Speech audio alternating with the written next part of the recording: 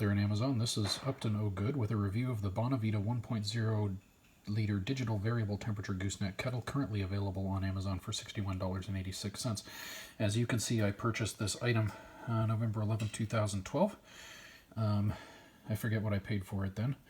Advantages of this kettle are it's mostly stainless steel, although there is a strange feature of this kettle where there is some plastic on the inside, and I'm not quite sure why. We'll get to that in a moment.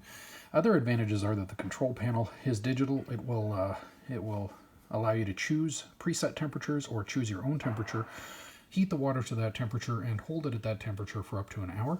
It's always done that pretty well. I think it's pretty accurate.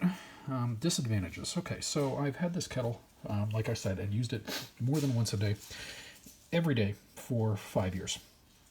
And that's pretty good.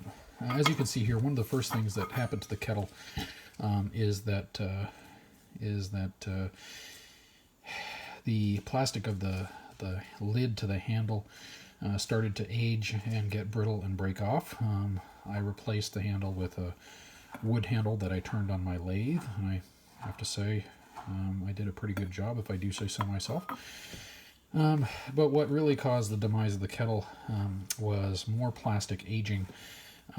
Chiefly, actually, one of the first things that happened was the plastic post that normally sticks out of the handle here and screws into the side of the kettle there. Well, that aged and broke off, as you can see.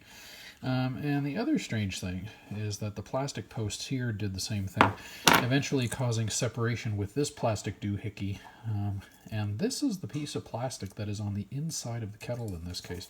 And as you can see, it's had some oxidation and corrosion, and it's chipping off.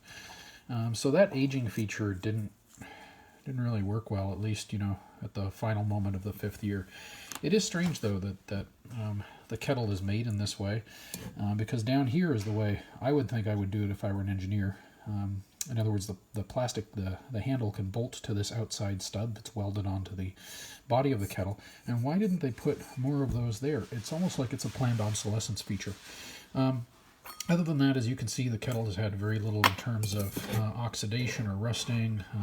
It's had a lot of use. There's probably a little bit of leakage at the base of the gooseneck stem there.